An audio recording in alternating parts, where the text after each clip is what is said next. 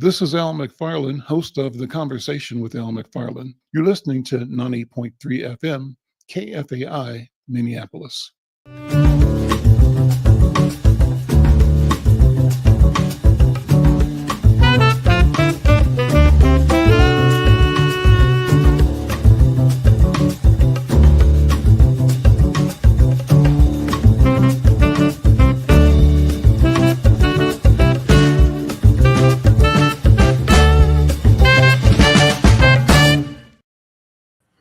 I'm Al McFarlane. Welcome to The Conversation with Al McFarlane. I'm glad to be here and glad to have you along as well.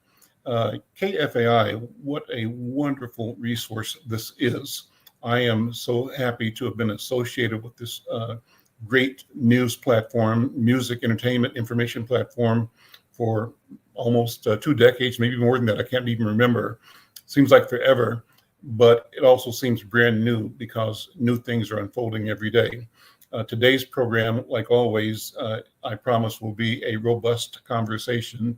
I just found out that one of my guests today was a decades-long personality here at KFAI. We'll talk to her in a couple of minutes. That's Jennifer Downham. And also, you know, as always, we want you to weigh in on the conversation. You can do that a couple of ways. Number one, we're streaming live on Facebook and on YouTube.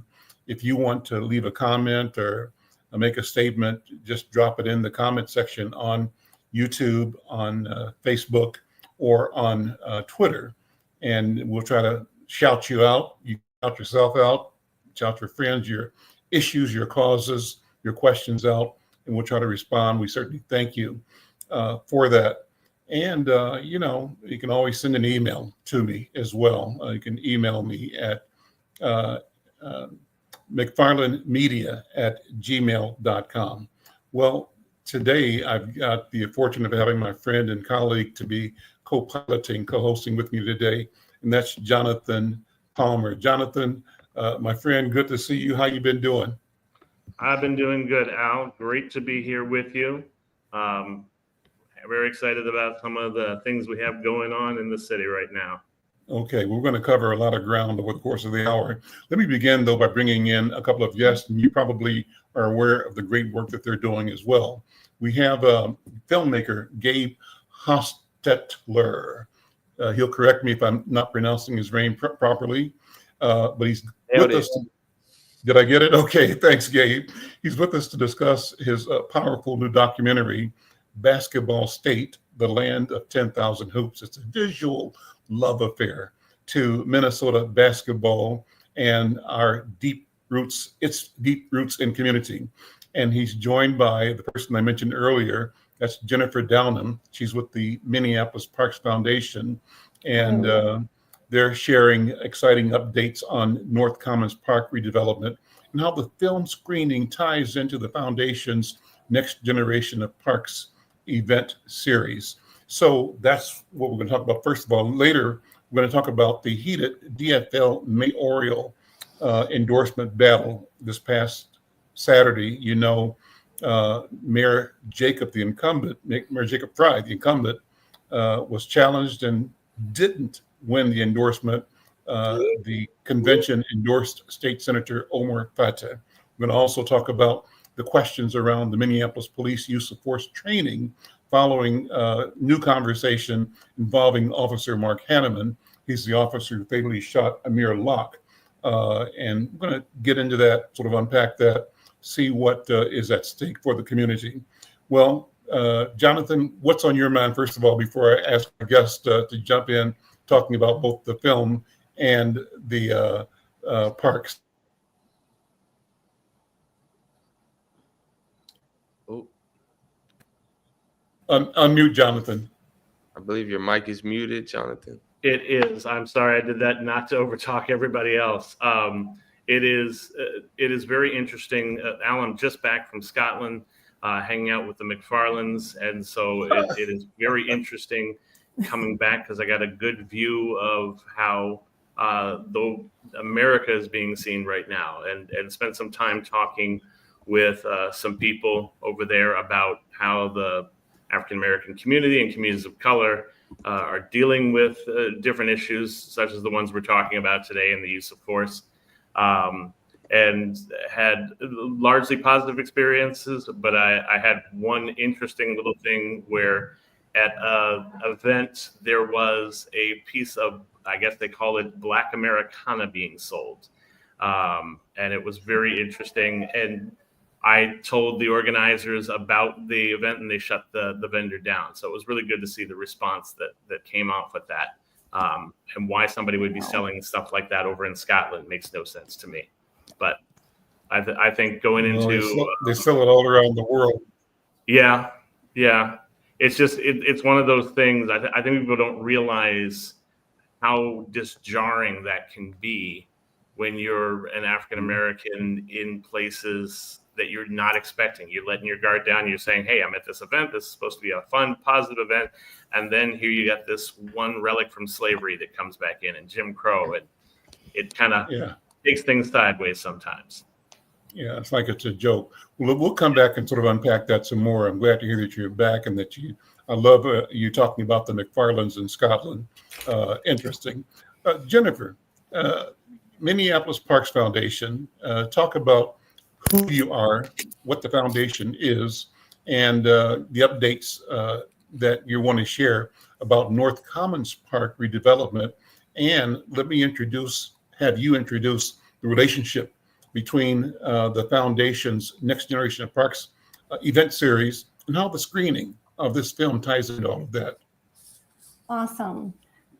Thank you, Al. I appreciate being back here on my old turf from doing the Groove Garden on Saturday nights at KFAI. That was a lifetime ago. I kind of miss it though. But I've since been working at the Parks Foundation. We are a small nonprofit of 8 individuals that help raise money for the Park Board. Our mission is to transform human lives through parks and public spaces by aligning philanthropic investment and community vision. And we do that with all private funding. We are only supported by private donations, but we do support our public partner, the Park Board. And we raise millions of dollars every year. Sean Lewis calls us small but mighty. And this project on the north side at North Commons, it's a transformational project, $45 million construction project that will bring a whole new water park. It'll put in the first field house, the first public field house in Minneapolis, 3 basketball courts. You might know the word basketball, and that's why we're here today. It's also going to redo the rec center that's there. It's going to have a raised track above the basketball court, so people, seniors, kids can get their steps in regardless of the weather or the ice on the sidewalks. And we're currently breaking ground. We're going to celebrate the groundbreaking of that project next week. So on Tuesday morning, you'll probably see some of that in the media, I hope. Al, I know you've been invited to participate there. And we're raising $20 million of that $45 million. We're $3.8 million away from our goal. So we're very close. Yes. Amazing. So thankful to our very generous community. And so we are at the point where, like I said, we could break ground, and we also try to build awareness because not everybody knows what's going on in every corner of the city. So part of that was why we wanted to bring Gabe to town and showcase his cool project and the excitement around basketball, because that's a big part of this effort. It's also, we love supporting young entrepreneurs like Gabe. And so we are working with a partner at Capri Theater to make sure it's in the neighborhood just down the street from North Commons Park. And we've brought together a really cool panel of guests to talk about their experience with basketball and how basketball has lifted them up and how they're lifting up the community from their basketball roots. And so with that, I'm going to throw it to Gabe. I've seen the movie. He has a special version for us on tomorrow. So let's hear from the filmmaker himself. Hey, Gabe. Hey, thanks for having us, Al, and thank you for the introduction, Jennifer. It's an honor to be here. this project really means the world to me. You know, I was born and raised by the Minnesota basketball community. I grew up going to the Khalid El-Amin basketball camp. And yeah, I'm just forever grateful to this community. So after high school, I went out to LA to chase my filmmaking dreams and have been out there for the past 7 years. But a couple of years ago, I was called to come back to Minnesota and work on this project called Basketball State. And I've been working on it for over 4 years now, and I've interviewed hundreds of players and coaches from Minnesota to really dive into the rich history of basketball in this state. We have a lot of legends, from Kevin McHale to Khalid El-Amin and Lindsay Whalen on the women's side.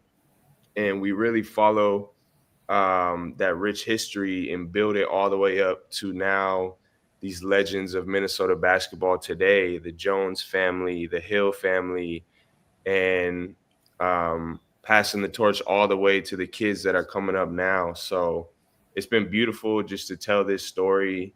And my goal is to get it on a major streaming platform, package it up as a series and get it on a major streaming platform. But I made it for this community. I made it for Minneapolis. And so it's an honor to get to come back and show it here for the community in support of this amazing project that they're working on. So yeah, it's just an honor to be here.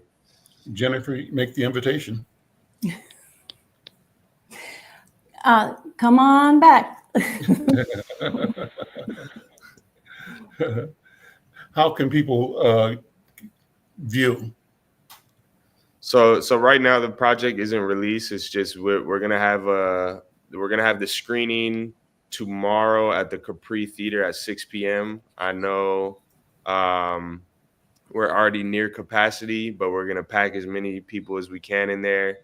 And there's 2 stories that we're really highlighting tomorrow, and that's of Terrence Brown and Liv McGill. These are 2 kids that grew up in Minneapolis, that were born and raised here. And when I first started documenting them a few years ago, they were underrated. Not many people knew who they were, but they had that passion and hunger for the game.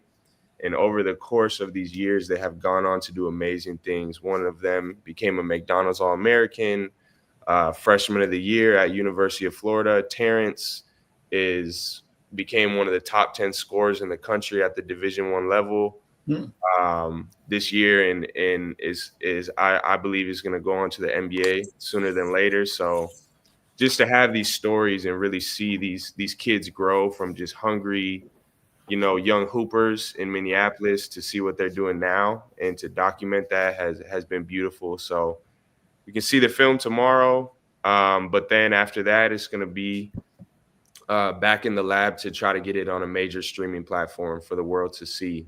So I'll definitely keep you updated when that happens. That's awesome. Let me shout out to the Capri Theater. What a wonderful, wonderful resource in our community.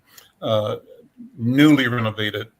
It's an amazing and beautiful venue, and the perfect venue for this presentation, I believe. And thanks to Sean Lewis, who watches, who sent a link to the trailer. We have the trailer, I believe. We can show that. But Sean, thanks for listening. And Sean keeps everybody plugged in all the time. Sean says, reimagining what's possible through parks is part of his mission at the Parks Foundation. That's why he says we're thrilled to partner with the community of North Minneapolis to launch a transformational renovation of North Commons Park. That's what you're going to be talking more about as we go along, Jennifer. But Sean, let me personally thank you for all that you do, not only on behalf of the Parks Foundation, but on behalf of the community.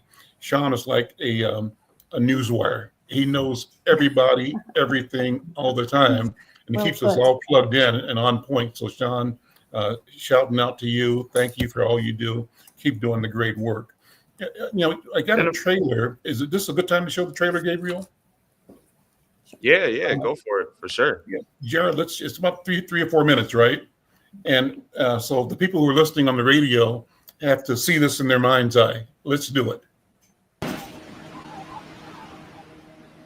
My name is Gabe. And growing up, my first love was basketball. Like many young hoopers, I had dreams of going to the NBA. But when my father handed me a camera in 3rd grade, I knew I found my true calling: storytelling. Gabe already does professional work on the side. I edit at least 20 hours a week. However, this story is not about me. It's about my state, a place that has always been overlooked and underrated when it comes to the game of basketball. He's doing a big project, bro. This dude is crazy, bro. I'm telling you. What is it? It's a documentary about Minnesota basketball. When most people think of Minnesota, this is what they picture. Now to Minneapolis, which is among the coldest places in the country right now. The actual temperature could get as low as negative 30 degrees. But there was one place we could always find warmth.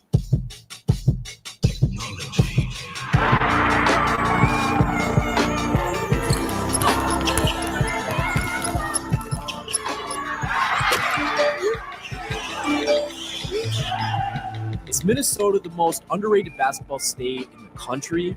The Oklahoma City Thunder select Chet Holmgren, Jalen Suggs, Rachel Maddow.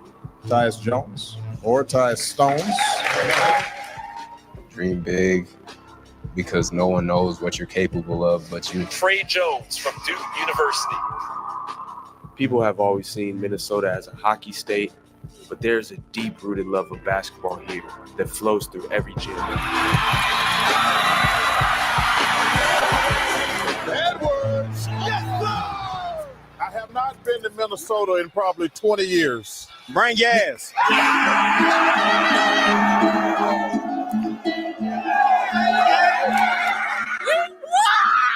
I'm really happy for the fans that have waited 20 years to see this thing happen again. And it's a basketball state, man. No offense to hockey, but this is a basketball state. All this love for the game has led to a long list of Minnesota-born hoopers that have taken their game to the highest levels. Kendall Brown, David Roddy, Zeke Naji, Nia Coffey, Rashad Vaughn, Chris Humphrey. here's Rose, alley up to Sims.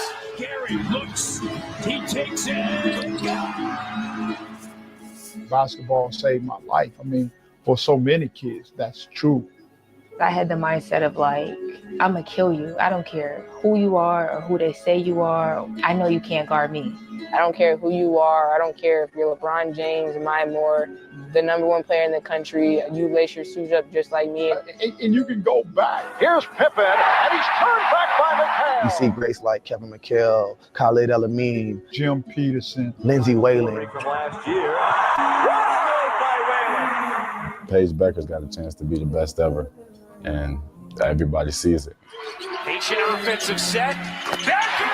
I mean, the kids are getting hungrier, and the more examples that are set, the hungrier I see the kids get.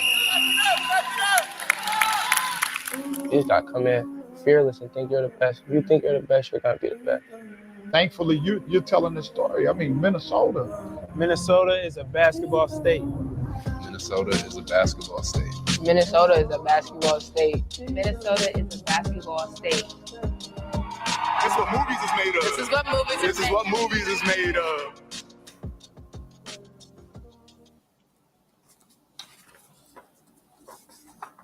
That's a wrap. I think your mic is muted out. I see it was muted. I was trying to applaud you. That was awesome. I've seen it. Yeah. So you know, for our listening audience, are there any things that you need to tell them that they just heard that they couldn't see? There were some people that were there, but we didn't hear their names mentioned.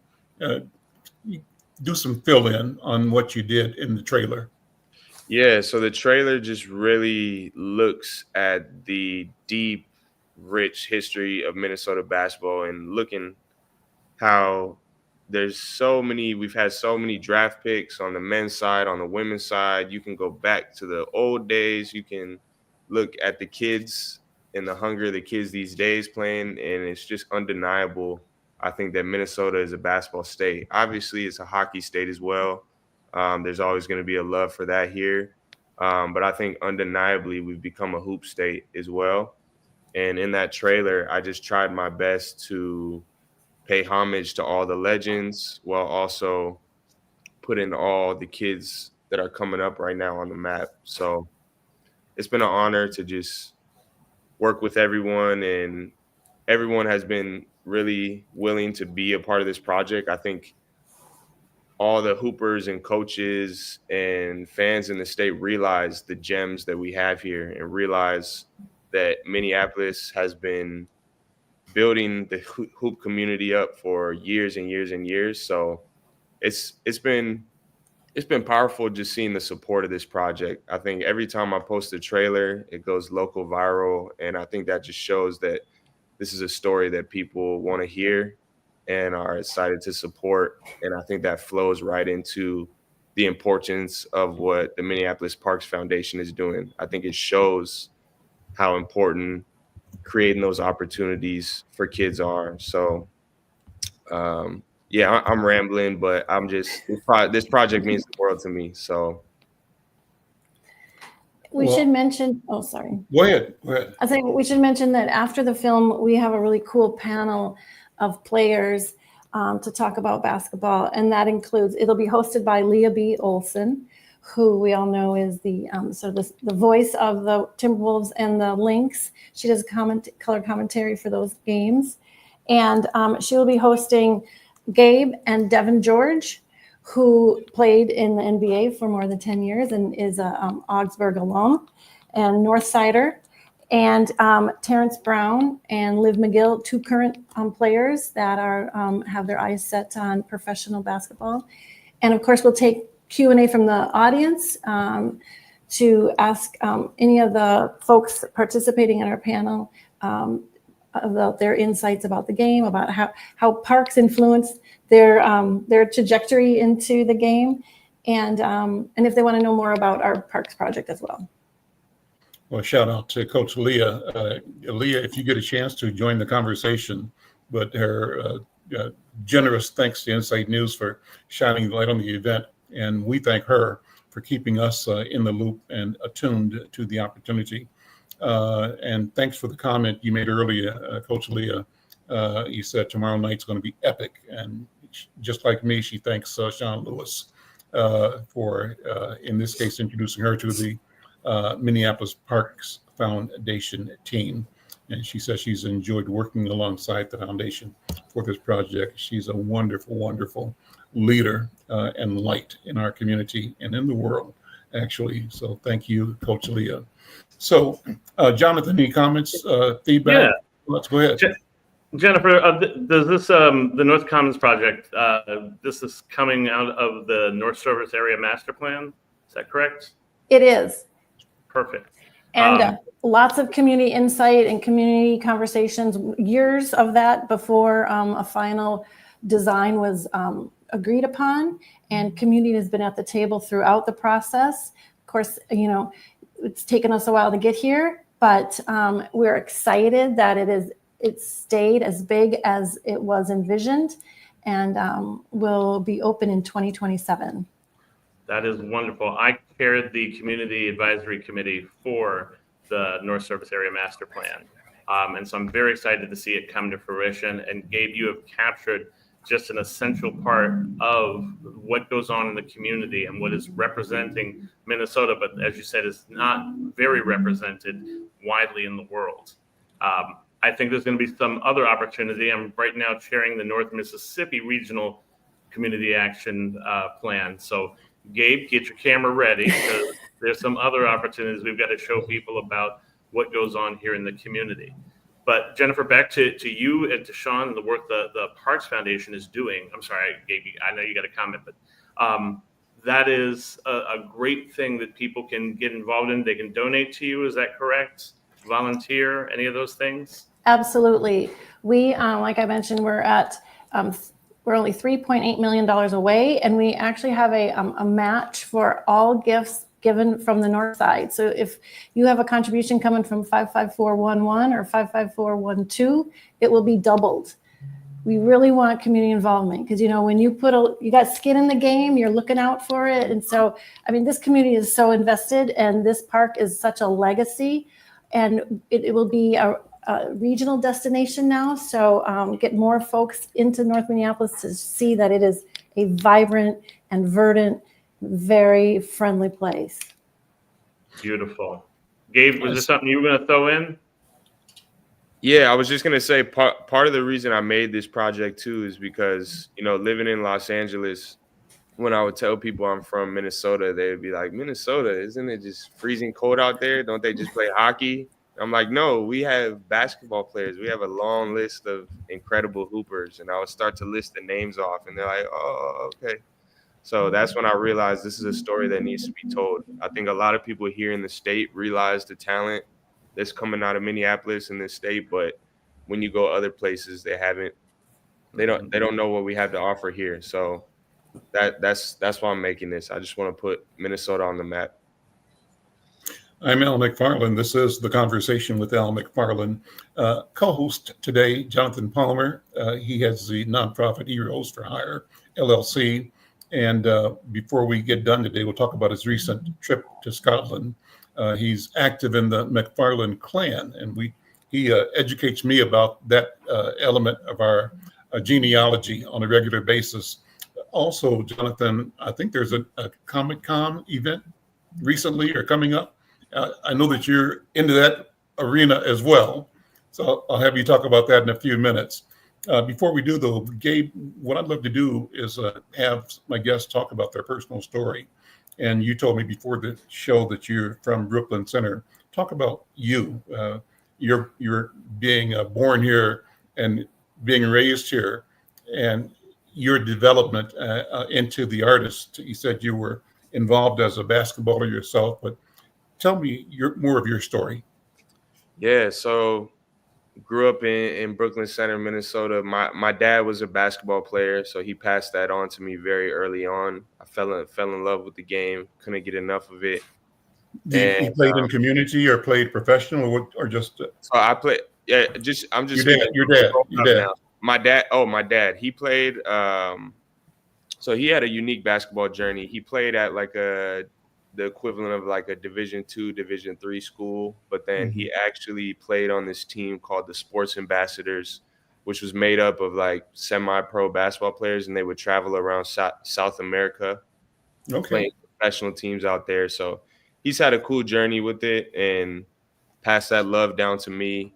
He's not from Minnesota. Him and my mom kind of came here for a fresh start a few years before I was born, and I'm thankful they did because I was born into this community and fell in love with the game early on. I played travel ball, AAU, and along that way, my dad handed me a camera, and right once I got that camera, I fell in love with the process of storytelling. It started with just basketball mixtapes for my teammates and backyard films, but then it grew into a true passion, and I even started being able to make some money off it in high school. So I realized that basketball, I still loved it, and I still played all the way till my senior year. I even had a couple opportunities to go play at the college level, but I realized that the storytelling and the filmmaking could take me even further. So when did you get serious about and discover your passion for the game? For the game, for basketball, I would say it was. How old were you? Second grade, third grade. So it was very early on. 10, 12? Yeah, maybe 10 years old. I'm asking because I've got a grandson who's 10, who reminds me of you.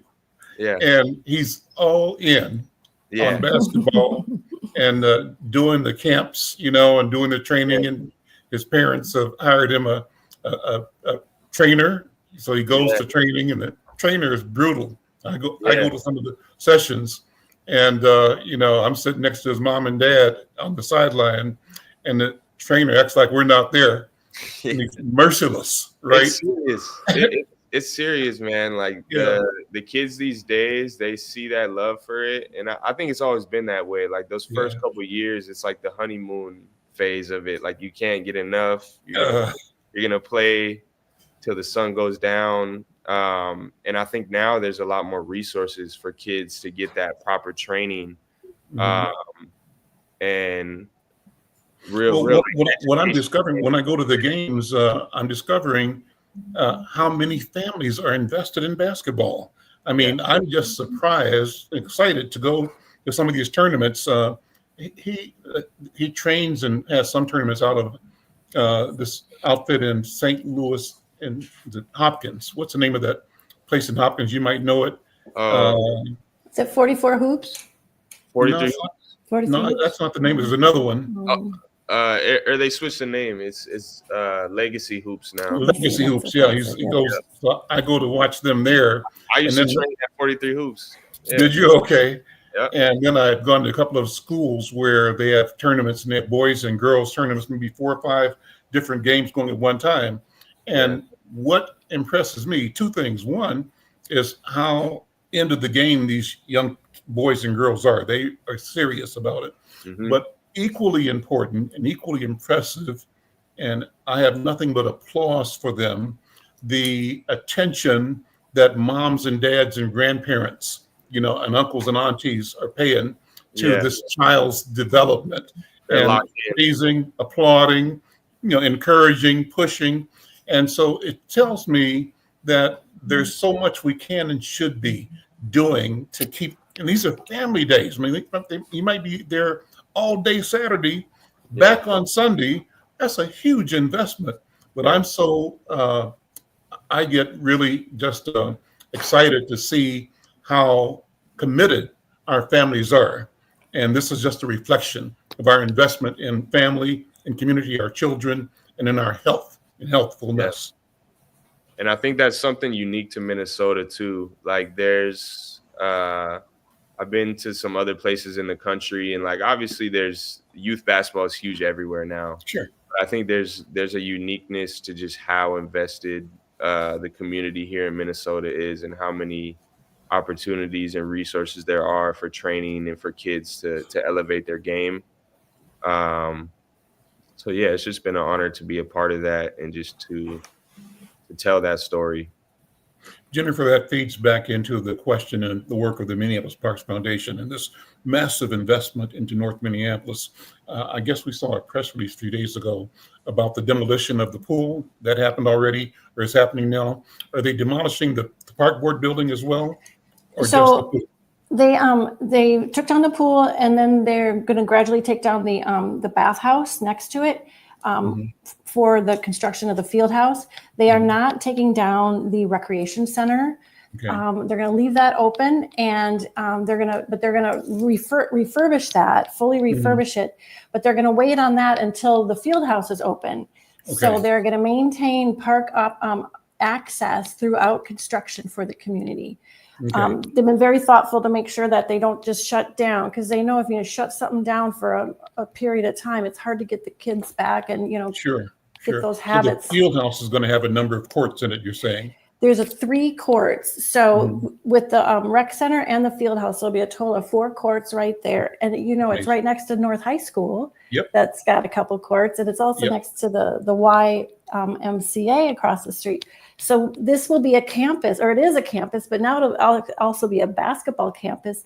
So Al, you can, instead of having to go outside of the city to go see those tournaments of your grandson, we'll be able to do it right here in town. Right here in the neighborhood. That's amazing. Well, listen, thank you both so much for being here. Hang out as long as you wish. Gabriel, your last name, tell me about Hostetler. Hostetler. This comes from my dad's side. I think there might be some German in that or something, but a lot of people ask me, are you related to Jeff Hostetler? He was a quarterback for the Giants back in the day. And I actually am. I think he's like my 2nd or 3rd cousin or something like that. But I don't know too much about the history, honestly. But yeah, Hostetler. Okay. Jonathan, that's a segue to you, because I jump into this whole thing of genealogy. You've been into genealogy forever, and we've had wonderful conversations. Talk about your trip to Scotland. The trip to Scotland was amazing. So the Scottish clans get together and tend to do an annual gathering of their clans every year. And so with the McFarlanes, every 3rd year we do it in Scotland. And so we get to go back to the ancestral homes.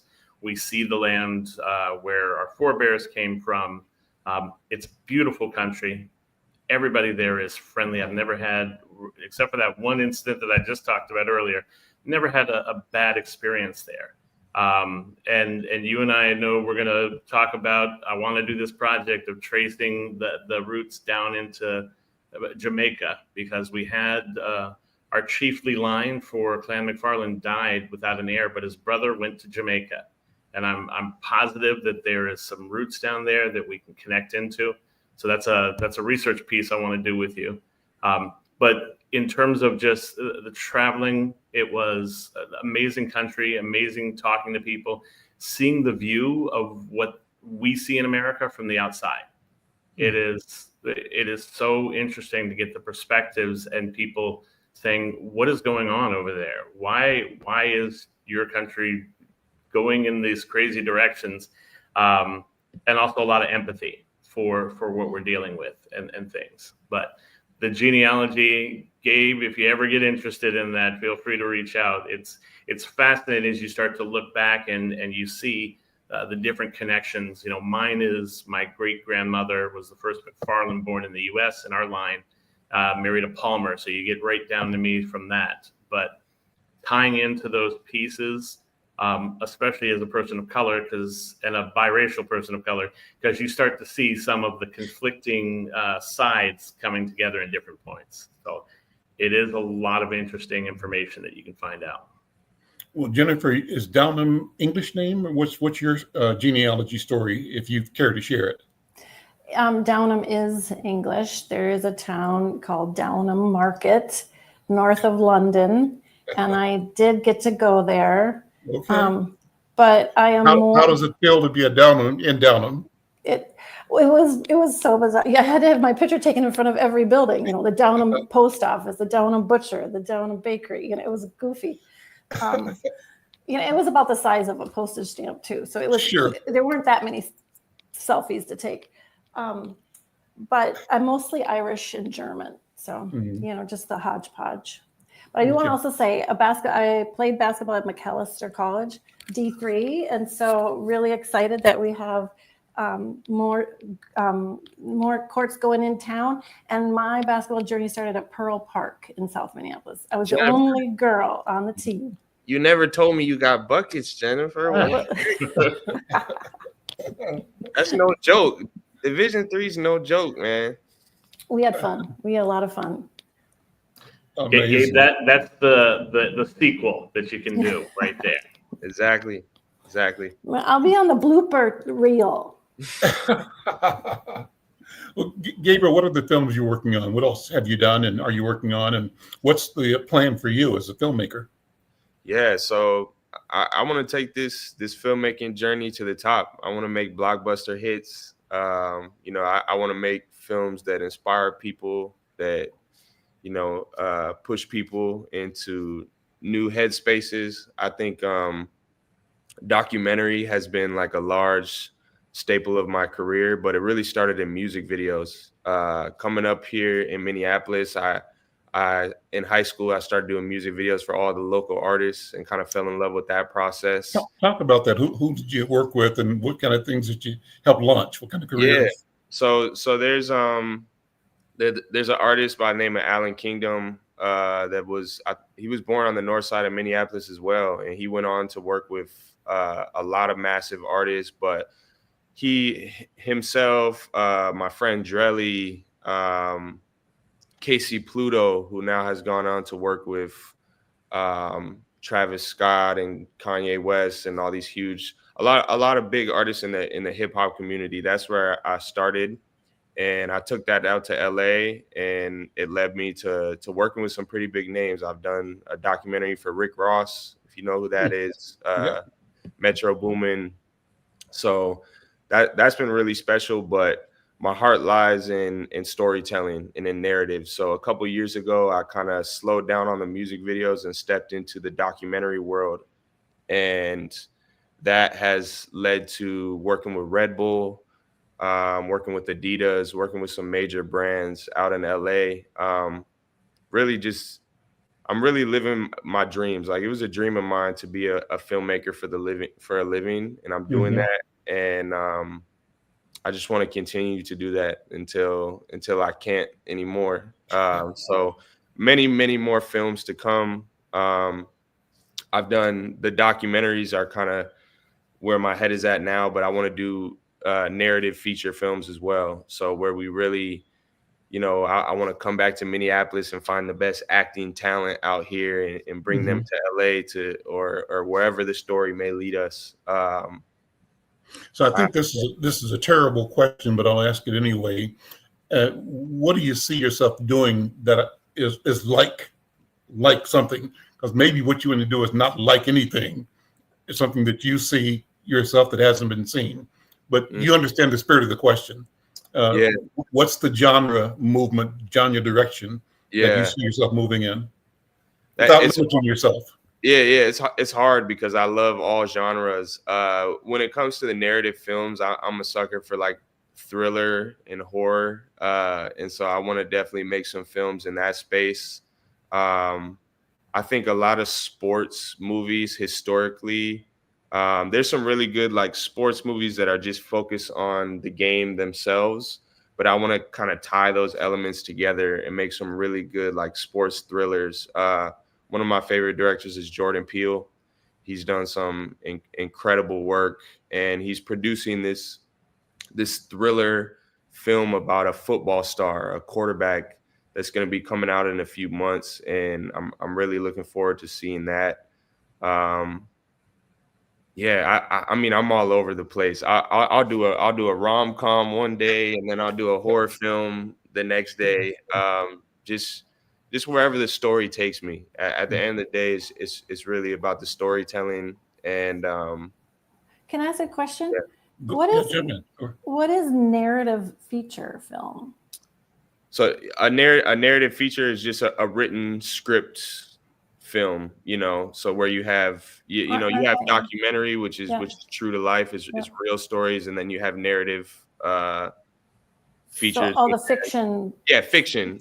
You're writing a script, you're casting characters, and because it could still be based on a true story, but we're building a world essentially. Thank you. Yeah. What do you think is the opportunity for Black film? And do you see yourself as a Black filmmaker? Do you have a critique or a comment about the ability of people that have African ancestry, both in this country and in the world, engaging in filmmaking, storytelling? Yeah. I mean, I myself am not a Black filmmaker, but I've been so deeply connected to that community that it's something that's very important to me. And I think that it's important for people to be able to share their voice and share their perspectives. And that's part of my mission as a filmmaker too, is to create a platform for voices to be heard and stories to be told that maybe haven't before. And I think looking back at ancestry is important, to understand where you're at now. You have to understand the history of where you came from. And so, yeah, that's definitely very, very important to me. Awesome. Listen, Jennifer and Gabriel, thank you so much. Jennifer, let me ask you again to invite people to tomorrow night, and we'll put up that flyer again. Great. Yeah. It's a free event, no cover charge, and doors open at 6:00 at the Capri Theater, 2027 West Broadway. The show is going to go on at 7, and the panel will follow the screening. And it is really, this is sort of a debut of Gabe's Basketball State, the land of 10,000 hoops. And it's hard to find this and see it. So this is an opportunity. Take the opportunity and join us tomorrow night. Thank you so much for having us. Come check out the film tomorrow. Thanks, Al. Thanks, right, Jonathan. Guys. And we'll see you. Thank you. Bye. Take care. Bye-bye. I'm Al McFarlane. This is The Conversation with Al McFarlane. What a wonderful conversation with Jennifer and with Gabe. And please do show up tomorrow night at Capri in North Minneapolis. A wonderful, beautiful facility. And enjoy his great work talking about Minnesota as a basketball state. So, Jonathan, again, thank you for hanging out with me as well, and for talking about the genealogy work that you do. I mentioned that you also, I know you as a person that's active in Comic-Con. That might not be the right word for it, but I saw something a few days ago about some kind of convention or something happening in Minnesota. Whenever I see stuff like that, I think Jonathan Palmer. Is something coming up soon, or did something just happen? There's a really good one that is important that is coming up in October, and it's called Confluence. This convention. It is focused on communities of color. So it is everything from art to sci-fi, futurism, fantasy, fandoms. A young woman named Leslie Barlow started this with some partners, and they will do that. You can find out about it at just confluencemn.com. But it's a really wonderful opportunity. A lot of times when we start talking about sci-fi conventions and future, there's not very much focus on communities of color, and it doesn't direct people towards those interests. It doesn't highlight our communities. This one is dedicated to that. It's only a couple of years old, but it's got a really strong showing, and some great people, local people that come out for it. And most importantly, it's a chance to center our narrative and have that. So that's the next big one that's coming up that I think there's going to be some great energy around. We also did just have the Uncanny Experience, which is an X-Men focused convention, and they actually take over the Minneapolis Club and convert it into the Xavier's Mansion, the X Mansion. So a lot of good stuff, a lot of diversity in that one. Did you go to that? Were you at that? I was in Scotland when that was going on, unfortunately. Okay, that's one I just heard about. Yeah, okay. That one I did last year. I've done it. This is the first year I've actually missed it. And I only missed it because I was over in Scotland. But great pictures up, the uncannyexperience.com, I think it is. And they have so much diversity happening at that one as well. So it's good to see a lot of these that have great energy and great focus in on BIPOC communities, on LGBTQ plus communities, and really going ahead and centering that. I would be remiss, Al, if I did not point out Mr. Terrific in the new Superman movie steals the show. Black superhero. I believe they're setting him up for maybe as a solo project or a Justice League. He is a genius intellect, smartest man in the DC universe, goes ahead, inventor, scientist, and he steals the show in the movie. So Edie Gathege, who was in X-Men First Class and some other projects, is in there. So there's all your geeky BIPOC stuff.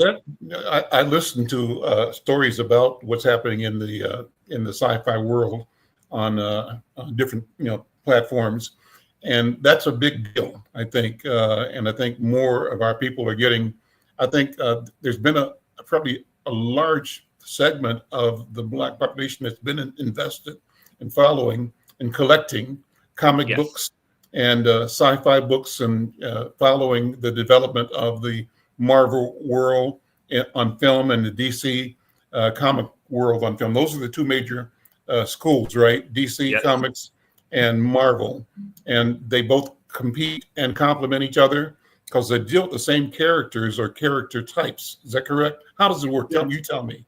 Well, and actually, there's a slight difference in them. And so DC has the first superhero, which is Superman in 1938. And so what you tend to get, just as a generalization, is DC tends to be the fantasy and God's kind of creations. Superman rocketed to Earth with the powers and ability. Wonder Woman from the land of Themyscira and islands. Marvel tends to be the accidents and the monsters. So you have Spider-Man bitten by a radioactive spider. You have Captain America, the original one with the super soldier serum. The current one, which is the former Falcon and now Black Captain America. that we have that I really love Anthony Mackie. I think he does an excellent job. But so in terms of a generalization of differences, X-Men, different characters, the Hulk, those are all kind of the accidents. But both of them complement each other, as you say, and introduce characters. We're seeing a lot more diversity in the characters coming forward. And so from a philosophical or meaning-making point of view, I listened to Dr. Greg Kerr a few days ago on, I think he was in Narrative or Nubia, in class with Kerr, but he was talking about this last Saturday. The theme was There Is No Superman. And he tried to make an analysis of the ideation of Superman. And as I understand it, and hopefully I'm not misquoting or mischaracterizing what he said, feeling I took away from his analysis was that in a certain arena, there is the intent to bring myth and to have myth be a justification for entitlement or power. It's like the cavalry always showing up. But the cavalry is a reflection of the mythical, endorsing, benighting, mantling.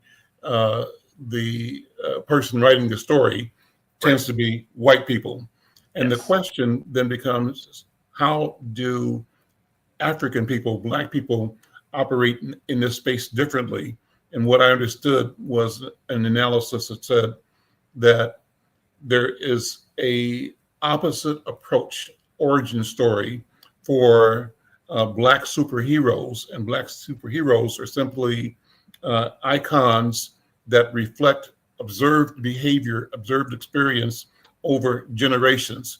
And that includes and is reflected, is testified to by the creation stories of ancient Egypt, of Kemet, and the creation of the Commission or the ancient Egyptian deities, and the ancient Egyptian creation story, which, as I understand he's saying, is a reflection of observation and notation over a long time, distilled into the quintessential nature of this trait that comes out of our people. Does that make sense?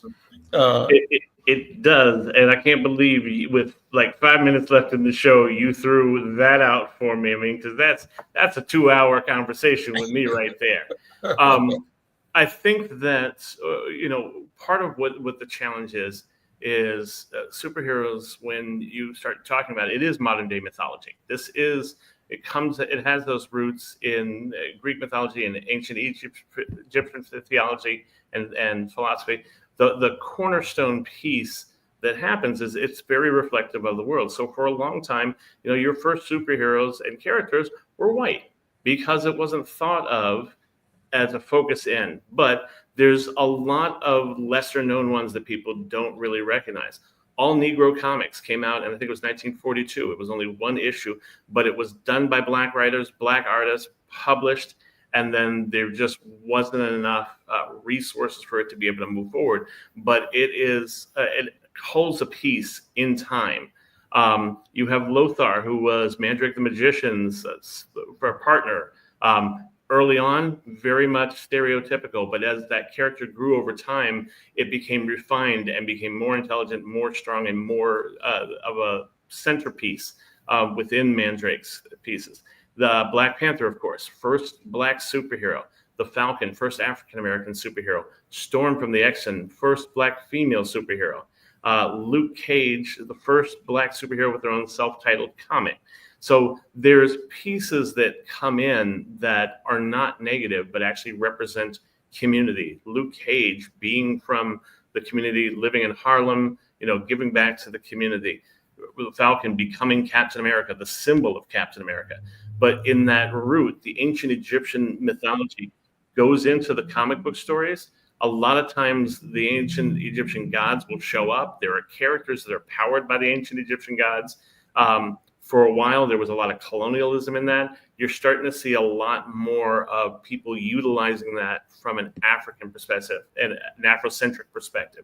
So getting characters that are powered by African roots, characters, mythology, but also reflecting that when they go in and do battle. Let's come back to this in the weeks ahead, Jonathan. I'm fascinated by the genre, as they say, and maybe anticipating and supporting confluence. We can have these and more conversations about Afrofuturism and Afrotech and creativity. In our last few minutes here, any observations on the two things I mentioned early on, the surprising endorsement of State Senator Omar Fateh this past Saturday over incumbent Mayor Jacob Frey? What do you make of that? I think it is very interesting. I was not at the convention, but I actually saw a young woman on TikTok who gave a complete rundown, and it was fascinating to hear about how the situation went down, the organization that was done by Fateh's campaign in order to keep things going. One of the key points that seemed to be there was the use of electronic voting versus paper ballots, and there seemed to be older generations were not as thrilled by the electronic voting. But I think from what I've understood, Fateh's campaign organized, there's a lot of young energy around that. And I think it can signify a shift in politics in Minneapolis. Minneapolis has always been a DFL town. It always has a DFL mayor. Now you have, I believe, the first immigrant then going ahead and getting the endorsement from the Minneapolis DFL, and then potentially becoming the mayor. So this could signify a shift in how things are represented. And interestingly enough, as well as you have those TikToks talking about how great, I listened to this guy, a white man, who was talking about all sorts of racist things when Fateh was saying that people reflecting the community tend to be those focused on white supremacy. All he heard was he hates white men, and white men are evil and bad. And it's just, you're going to see a lot more of the misinterpretation and the misrepresentation as it goes out into the community. But it's definitely a shift in the political realm. Quickly, the story from Minnesota Public Radio and other places over the week, actually I saw it on national news on TYT, questions about the Minneapolis Police use of force training being headed by Officer Sergeant, I think, Mark Hanneman, who's the officer who fatally shot Amir Locke, and who was not charged, I think, but there's some press conference today at 11, I think, or 12, from Communities United Against Police Brutality, decrying that choice. What do you think about what's happening there? I remember when that case went down in the shooting, and a lot of people view it as a very strong miscarriage of justice. And what I see is, once again, we have Black and brown people being shot and killed for the wrong reasons. And this was not something that was, I think, intentional, but the fact of the optics alone, just the optics of putting somebody, regardless of their qualifications, in charge, sends a message out to communities of color that we don't care. We are not focused on you. You are not a priority. And I think I watched this, and Breonna Taylor, the officer that shot Breonna Taylor, got 3 years. I mean, and that was against the Justice Department's recommendation. Too often, we're seeing that still here, that communities of color are not being treated fairly, not being law enforcement. There are good officers out there, but there is something still deeply rooted within law enforcement that needs to be pulled out. And I would not have made this choice, regardless of the qualifications of Hanneman. Well, let's see where it goes. Jonathan, thank you so much for hanging out with me today. And thank you, dear listeners on KFAI, for your attention, your support. We'll see you next time. I'm Al McFarlane. This is The Conversation with Al McFarlane. Take care.